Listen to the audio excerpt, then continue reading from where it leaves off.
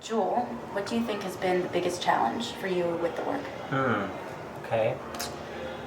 I would probably have to say the acting, because we're trained in dance to just do the steps.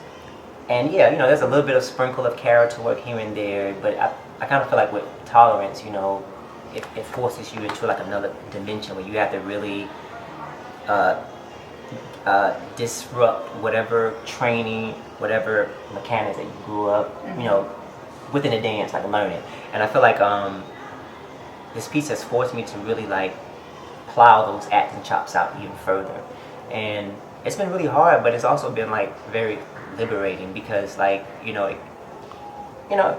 makes you feel good because you're adding another artistry on top of your own art, and it's like, wow, I didn't think I could do that, because like I said, as dancers, we're not always confident speaking and like using those kind of formal acting things or whatnot. So this has been a real challenge, but it's been really good. And it's actually pretty fun. Like, even some of the like language that we use is kind of like off left field, but it's been fun to portray. Like, every time that we get on stage, we're having fun playing, because we know we can like better the character each time. So we're building layers. So that's been like really exciting to do. So Marlena, I'm like really curious, because within this work we're talking about a lot of African American humor. We're dealing with stereotypes, and a lot of the work is centered around African Americans. And like we've done this piece for a lot of white audiences, and we got different responses, some good, positive.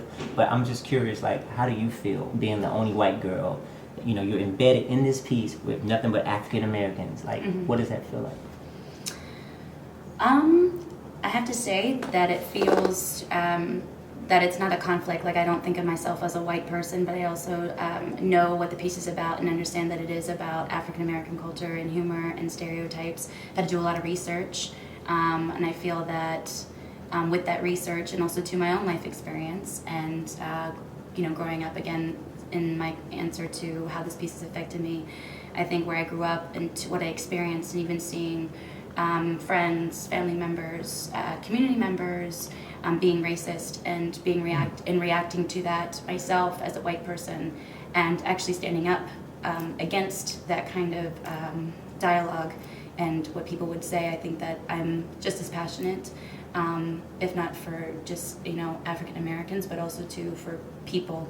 I think that there's something to be said about history and how it repeats itself. And I think that Camille has given us the opportunity to expose a part of history, to learn from it in our present, to make it a better future for all of us.